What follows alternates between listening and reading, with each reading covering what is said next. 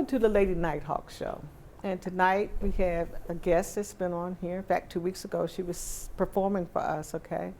She does so many things that usually her aunt is in the audience taking pictures and taping or whatever, but she's not here tonight. But she was the one that recommended that you come back and let people know what your other skill set was. Yeah. And so I'm going to have her introduce herself on who she is tonight. Okay. Because you're not who you were 2 weeks ago. That's right. Okay. so I'm gonna have her introduce herself as a what you call a thespian? Is that what they call you guys? Yeah. Oh, okay. Go ahead. So I'm Micah Chevalier. I am a recording artist, actress,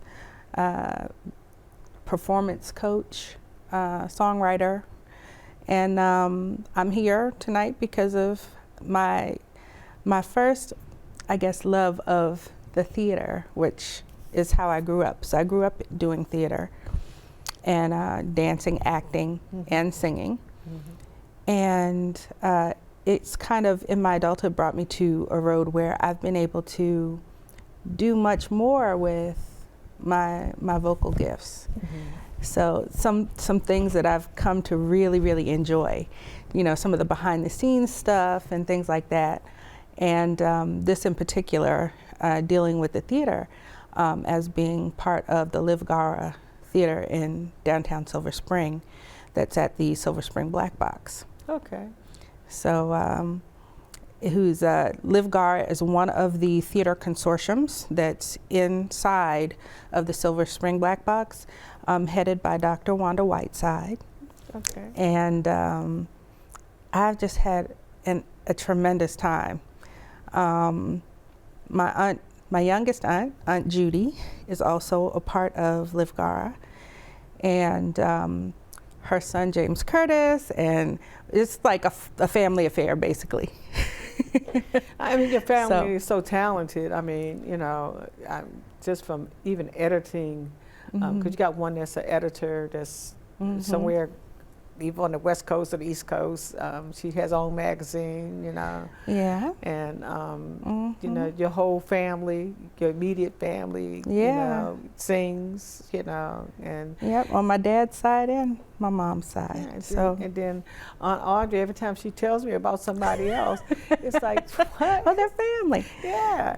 So it's like, it's just so wonderful that, you know, you find people that have so much talent in their family and that they're able to encourage one another, you know.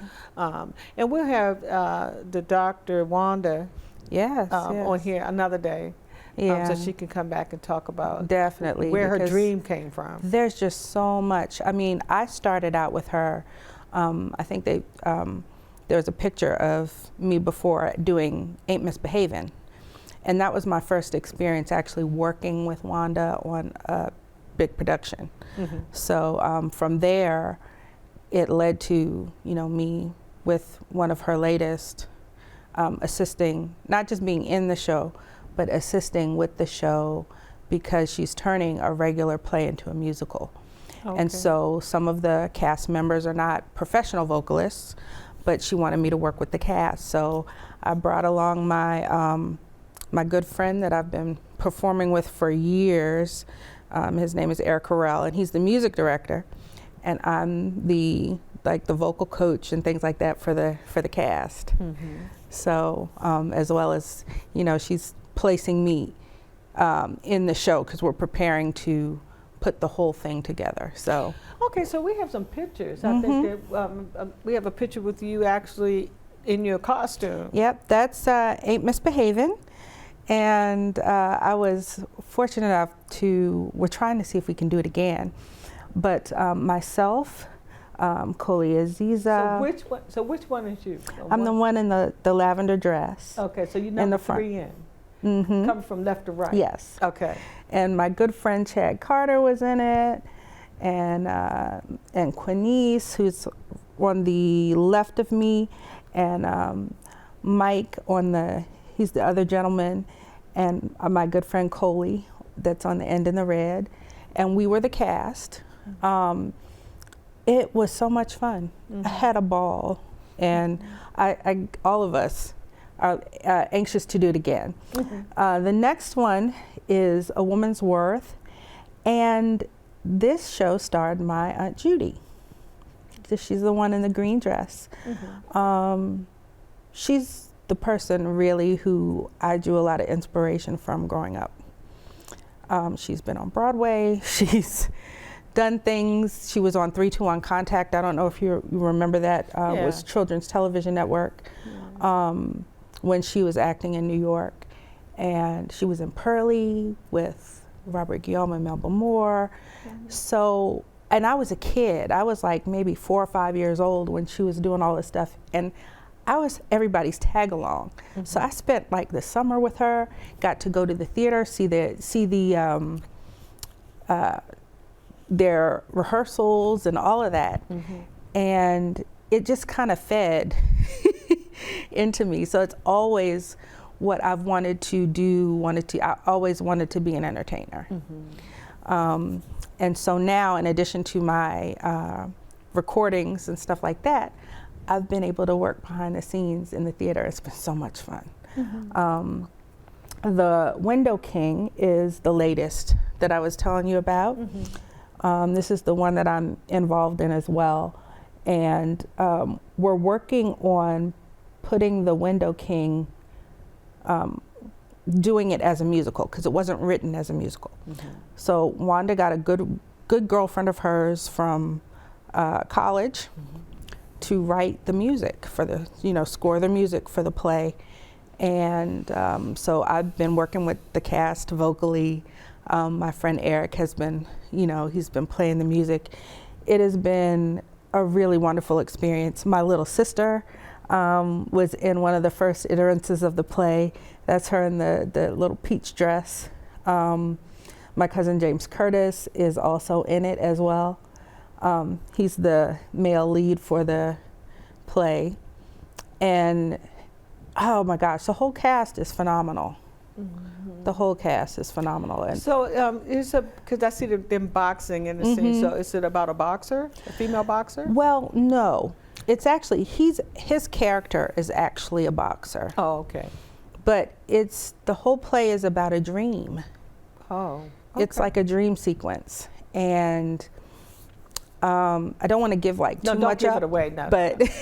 Don't do that, because then they don't have to go see it's basically, the Window King is about this vision that everybody sees in the window of their home. And James Curtis and the other young lady, Nadia, they're a couple.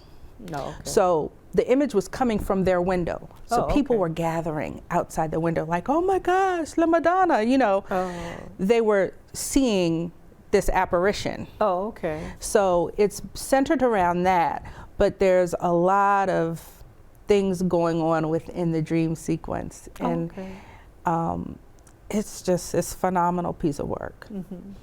Especially if you take a play and now you make it into a musical. Exactly. It has to be a lot of work that's put into it. Oh yeah.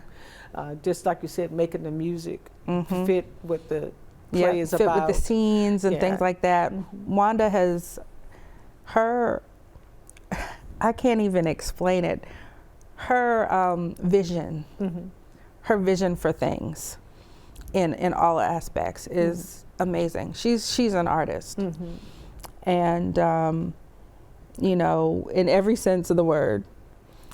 And she went to Howard with my Aunt Judy, so they were classmates, things of that sort, and they worked together over the years. Oh, okay. And just being a part of this has been a complete blessing. So were there you had some more pictures? Or that was it, because I just didn't want to miss them. I think that was it. Okay. I just didn't want to miss them, because I know you took the time to put them together. Yeah. That I didn't want to not give people an idea that we talked about going to live theater in Silver Spring. Yeah. That is exciting all by itself. To know that they have a place, a venue. It's a phenomenal theater. It really is. It's I've even been a part of some events there as well. some of the performances that I've done, and I've had a girlfriend who's part of the Virgo Lounge that I was telling you about before. We've done, and, you know, she's done performance there as well. So it's a wonderful space. Now, where is this space? Because I'm trying to picture it, because I know up in Silver Spring they have a courtyard where they have all these different stores that are inside of it. So it is right next to And I know they used to have a theater that was across the street going down Georgia Avenue. Now, so this it's not is that one. right on 29. Oh, okay. It's on 29. Around the corner? So it's right next door to City Place, which is the mall that you're speaking of. It's kind of across the alleyway. Okay. And it sits right on 29. Okay. Across the street is the Fillmore and a couple of restaurants. I don't know, this is kind of telling my age, but the Fillmore used to be where Garfinkel's was back in the day, and my grandmother used to shop there. So when I was a little girl, I was familiar with that area because of Garfinkel's and a couple of other places right on 29. But yeah, it sits right across the street from the Fillmore. They do rent it out for events. It's an amazing space. It really is.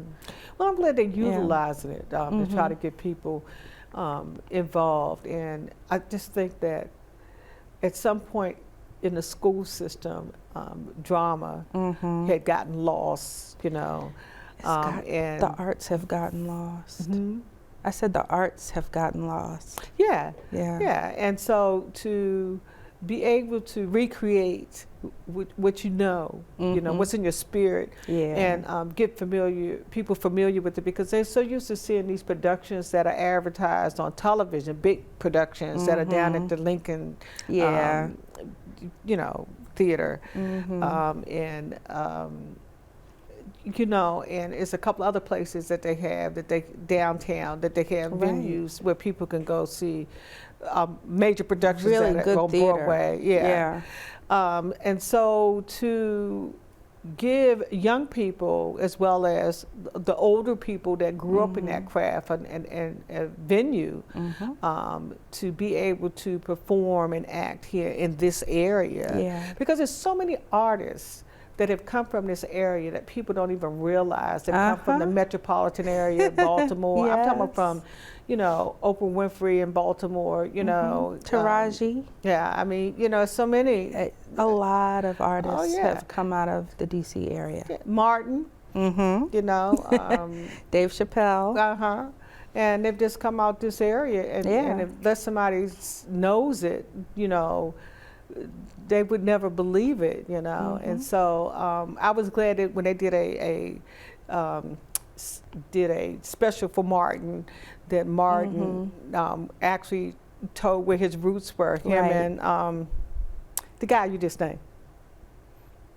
Was it Dave Chappelle? Dave Chappelle. Yeah, he went to Duke Ellington. And that they gave a tribute, so far as I was concerned, to this area to say how many other artists that was on that show that night that came from this area, and they were following Martin, and they said if he could do it, they could do it, And so I was just really happy to see that and to give people encouragement that, it starts from, first beginners come from being able to be in a school play. Right. You know what I mean?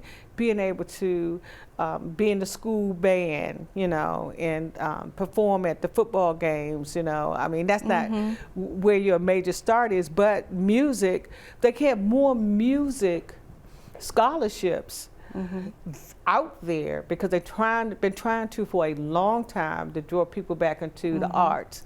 And families don't realize that those scholarships are sitting out there, that their children could get a free ride at some of these major, historically black institutions by applying for a music scholarship. Now, whether they play an instrument, whether they sing, whether they act, whether they dance. I mean, and they just don't know that money's out there for them. Right. Now, speaking of Bowie, my friend Eric, his daughter Erica is, I guess, going into this winter semester is a senior at Bowie State. And she is in the music department. Yep. They have some phenomenal, I mean, they're all, I went to some of the holiday programs that they had. Amazing. You know, the person who is the director of the music department was at Howard when I was a kid. Okay. They call him Dr. Pryor now. He's and he is the head of the Bowie State Music Department. Those kids are amazing. The choir, the band, the, you know, the musicianship is out of this world. And I think that, you know, we as a community need to focus on helping to cultivate those young people in doing just that. And I think Drumline, when it came out, was really trying to reach out to our community to let them know that those scholarships were out there, you know, for the arts, you know, and for those musicians that have skill sets and take music in school and then don't have any place to go. And I know that I must have watched Drumline about 5 times, okay? It was a good movie. Yeah. And the message that it was trying to get across to everybody about there are scholarships, you know, subtly. There are scholarships out there, guys. Your kids can get a free ride. Just, you know, have them going to music or something, you know. There's music, those scholarships out there. And they don't, one of the things I think a lot of parents misunderstand about doing music, and doing music can only enhance whatever else they're doing. It involves mathematics, it involves concentration and discipline. And it's one of the things, like I have another friend who's a dentist and he's a national recording artist. In this area, who lives in this area, Dr. Philip Martin. And he, you know, plays all around the country and does a lot of the jazz concerts, but he's still got his dental practice. You can do both. And that's what a lot of people misunderstand. Like we have all of these real, like true musicians at heart. Most of the creatives have more going on than people realize, you know. So you don't have to just go into music. You can study music in school, and that can be your love, and you can do something else as well. Right. You know? Absolutely. And I just think that having you on so many times, because the arts is in my heart, you know what I mean? And so, and I just want them to see that, look, we have this one person that does many things. So she could have chosen to do one thing, but from the craft that she has from her vocals, she's been able to do many things. And I just think that it's an encouragement to see people, to see you and hear you speak and talk about the different things that you're doing and the different artists that you've had performed with. And then to bring you back to talk about the theater, you know, when your Aunt Audrey said something about it, oh, that was a good thing, because here, I mean, I'm glad she did. She's a good promoter now. She is. She missed her gift. She needs to be making money promoting the family, okay? But see, what people don't know about Aunt Audrey is that Aunt Audrey is a graduate of the Boston Conservatory of Music. Get out! She never told us that. She was a percussion major. Okay. And then when she came home, she didn't just go and work for the airlines. She taught music. Okay. And it's been in her life forever too. DNA. Yeah. And she never told. Now she never told you that, right? She never told that. I'm telling her secrets. Look, if she was here, we probably wouldn't be talking about her tonight, okay? Because you've been here many times. She's been sitting right there. She's never talked about what she does, you know. Yeah. But she's so motivated. She's so motivated. She's so motivated by her family that she tries to make sure that you get an opportunity. You know, here's an opportunity. It's free. You know, people can see you. You know, come. I think she is one of our biggest advocates, hands down. Well, I can You can testify to attest that, okay? And she is, and she's never steered me love her to wrong. That's one pieces. thing about anything that we've ever talked about. She has never steered me wrong about anything or anybody, okay? And so, Aunt Audrey, just lucky to, we're glad you're not here Yes, Aunt tonight so we Audrey. could talk about you too, okay? Yeah, so to see you, and when she said that you were, you know, I know you mentioned it on the show, but she must have said, oh, she missed that. Because then when we got outside, she said, look, we could have so-and-so, you can bring her down here, you know what I mean? So she must have saw that I missed something in that particular show that she said, she must have missed that part. So I'm gonna make sure that she gets it, okay? And so we're gonna have this wonderful person that you're involved with and your family's involved with on the show, probably next month. That sounds like a good idea. So many crazy things that's going on out here, and people are getting sick and all over again, you know. And it seems like whatever this is that's going on, they say it's the flu, okay? And then they say COVID is in this area rapid, but when people go and get flu test done, COVID test done, that they're saying that is some flu. But I said all of us dealing with the respiratory system, it's all COVID. It might as well be the same thing. You know. But I wish everybody well. And don't take it for granted. This is flu season, and that's why you cannot distinguish on what you have. So I'm saying that it seems like people are getting sick. The next person in the house gets sick, and they get it worse than the first person that has it. It lasts for about 5 days. They're all bedridden, and everybody's sick in the house, okay? But when they go get tested, or they test, it's not COVID. And, you know, when one person came back and told me that they said that it was, you know, it was a flu, I just said, so I'm going to say once again, which I always try to encourage you guys, to get your flu shots, pneumonia shots if you have a compromised system, you know, your COVID shot. Some people said that, well, I got 3. I'm just going to wait and see what happens with this new COVID shot. I am not mad at you, okay? But if you're not going to do that, then get a flu shot. You know, get a pneumonia shot, you know, get that RSV shot. You know, we can go down the alphabets, you know, of what these respiratory kind of, it's different, you know, because it is dealing with the lung system, and the strain that they have is different. And like you were talking about earlier, that you know, it's been on the Lysol bottle forever. You know, so not like it's first time. Exactly. Yeah, because you know, you just didn't pay attention to it because it named so many different other strains that were out there. Exactly. That you just said, oh, okay, you know, fine, and use Lysol. You know, but Lysol been around for a long time. And know?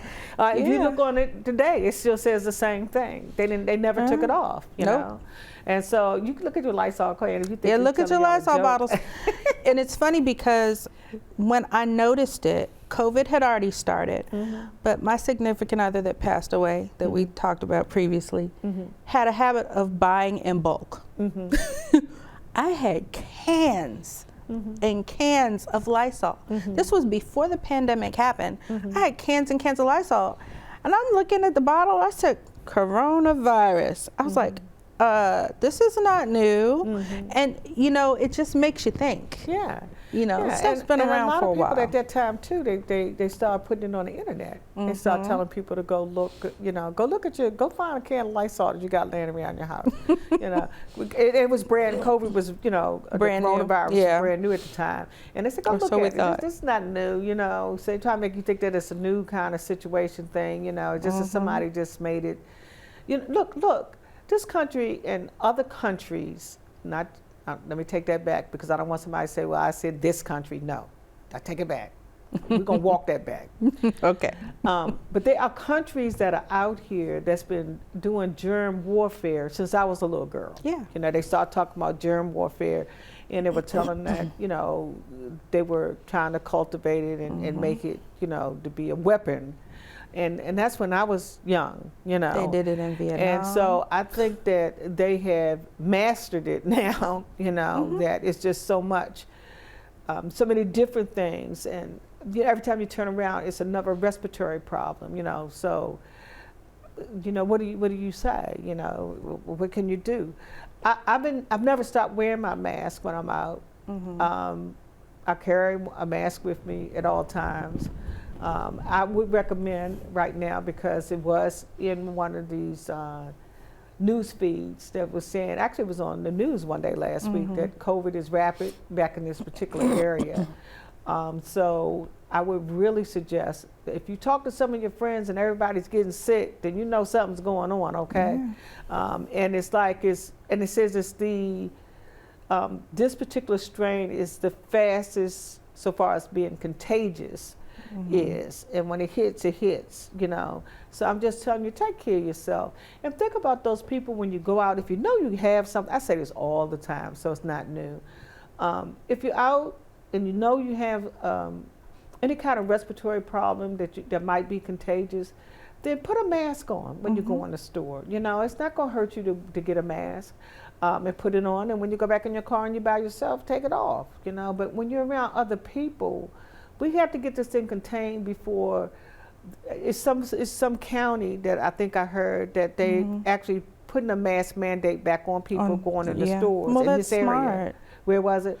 I don't remember where it was, but that's a smart thing to do. Yeah. It's just a smart thing to do. Yeah, some place, it was on the news. I can't, and it's in this area that the county has decided that they were going to put that mask mandate back in place. Now let's look at this, guys. When they start putting mask mandates back in places, then they're going to start shutting down places, and then people not going to have jobs to go to. You know, we're going to be back. We're already in inflation. We're going to have a pandemic that's going on that's going to be really. This time, if they do a shutdown, it's going to be worse than the one that we had last year, the year before last. So I would really recommend, you know, the mask, put the mask on. When you're around other people, if you have a gathering in your house and you don't know the people that are there and it's going to be different kinds of people, ask everybody to wear a mask, because you don't know where those people have been. And I'm not going to talk about people that you invite to your home. Let's say this. This year, because people said that they were getting, you know, COVID, you know, they were so sick of COVID and blah, blah, blah, and wearing masks and blah, blah, blah. So everybody had a good time this summer, okay? Yeah, they did. They went everywhere. They went on cruises. I've said this before. I just want to remind you. Y'all went on cruises. Y'all went to Disneyland. Y'all went to Disney World. Y'all went to the Bahamas, Jamaica. Y'all went to even Israel. And people was all over the place that I was talking to. And they were getting passports for everywhere, you know, so that they could go. And so you had a good old time. Yeah. Okay. And then when you came back and school opened up, your little kids got sick. Okay. And they were spreading stuff and bringing it back home. Yeah. And now it's gotten to the point where now it's the adults. So you had a good old time not wearing that mask. Okay. So I'm just asking you, just be conscious of others that you're around. And I really thank you for coming back on tonight and explaining about the arts. Okay. Because young people need to realize that the arts are important. It's a way that they have a ticket to go to college, you know. And then it's if it's in your heart to sing a song or act or perform, you know. We got family members that just perform all the time, right? Yeah. And I'm gonna tell you, it's healing. It is. So with that, we want to say we love you. I want to say I thank you, and we want to say good night to everybody. And you real guys, be safe out there. Please be safe out there. And protect yourself, because they stealing dogs. Come on now, for real. I can't. I'm just praying for folks. So there's a lot going on. Okay, so protect yourself. Okay, and if you do walk your dog, I think Bowie put a bulletin out, and someplace else said that walk with somebody else if you walking your dog. Okay, to be safe. And so with that, we say God bless, be safe, and we really want to tell y'all good night and happy New Year. Yeah.